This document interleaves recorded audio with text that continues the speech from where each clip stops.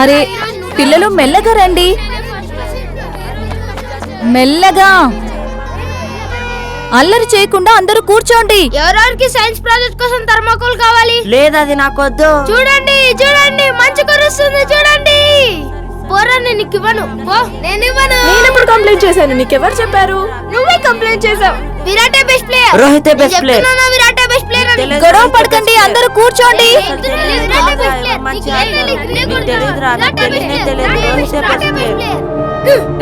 నా బాటే నాకు ఇవ్వు. నేను ఇవ్వను. ప్లీజ్ నా బాటే ఇవ్వు.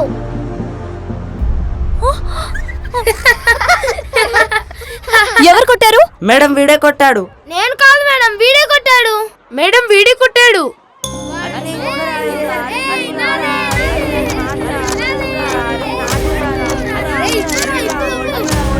గొడవ పడకండి, కూర్చోండి.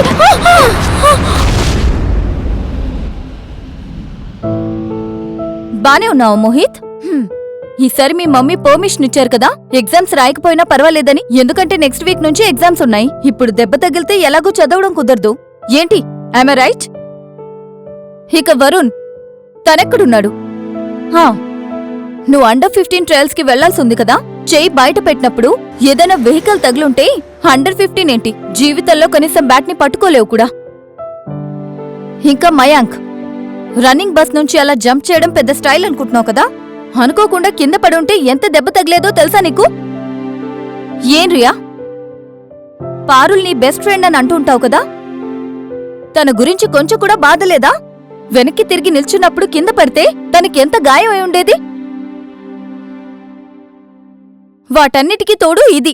బస్ అంటే ప్లే గ్రౌండ్ అనుకుంటున్నారా మీరు? ఒక క్షణం పాటు మీరందరూ మీ గురించి మర్చిపోండి. మీరెప్పుడైనా అసలు అరుణ్ గారి గురించి ఆలోచించారా? ఎంతమంది లైఫ్ అండ్ సేఫ్టీ బాధ్యత ఆయన పైన ఉంది? బస్లో ఉన్న వాళ్ల రెస్పాన్సిబిలిటీ, బయట నడిచే వాళ్ల రెస్పాన్సిబిలిటీ కూడా ఆయన పైనే ఉంది. మీరు బస్లో ఆడే ఈ గేమ్స్ కారణంగా ఏదైనా పెద్ద యాక్సిడెంట్ అయి లేదా ఎవరికైనా గాయం అయి అరుణ్ గారి పరిస్థితి ఏంటి? ఎంతమంది పేరెంట్స్ కి సమాధానం చెప్తారు? అసలు వీటన్నిట్లో ఆయన తప్పే ఉంది. పోనీలేండి, వదిలేండి మేడం. ఎవరికేం కాలేదు కదా. పిల్లలన్నాక తప్పులు చేస్తారు. తప్పులు సరిదిద్దుకోవాలి అరుణ్ గారు, మళ్ళీ రిపీట్ చేయకూడదు. మీరీ పిల్లలకి ఎన్నిసార్లు నచ్చ చెప్పారు? రన్నింగ్ బస్ నుంచి దిగకూడదని, బస్ ముందు నుంచి రోడ్ క్రాస్ చేయకూడదు, అలా చేయడం వల్ల వెనకొచ్చే వెహికల్స్ కి వీళ్లు కనిపించరు అని. కాని వీళ్ళు మీ మాట వింటున్నారా? పిల్లలు, నేనెప్పుడూ మీ టీచర్గా ఉండకపోవచ్చు. అందుకే ఒక విషయం గుర్తుపెట్టుకోండి. మీరు మీ యాక్షన్స్ ద్వారా ఎదుటి వాళ్లకి ఒక మంచి ఎగ్జాంపుల్ సెట్ చేయగలరు. ఒక మంచి టీచర్గా మారి వారిని గైడ్ చేయగలరు. అందరూ కలిసి మంచిగా ఉండే ఒక సేఫ్ సొసైటీని నిర్మించొచ్చు. అందరికీ నేను చాలాసేపు లెక్చర్ ఇచ్చినట్టున్నాను కదా. పదండి అరుణ్ గారు, నేను చెప్పింది విని ఓపిక నశించి ఆకలేస్తున్నట్టుంది.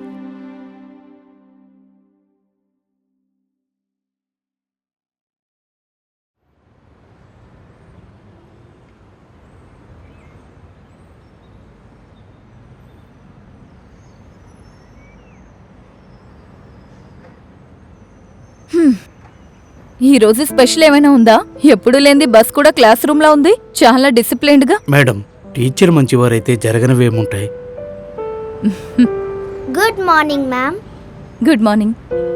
Good morning ma'am. Good morning ma'am.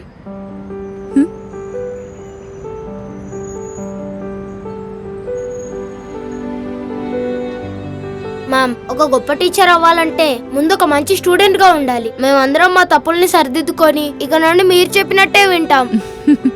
Ma'am, మీకు ఇంకో విషయం చెప్పాలి. ఎప్పటికీ మీరే మా టీచర్ గా ఉండాలని కోరుకుంటున్నాం. అరుణ్ గారు, పదండి.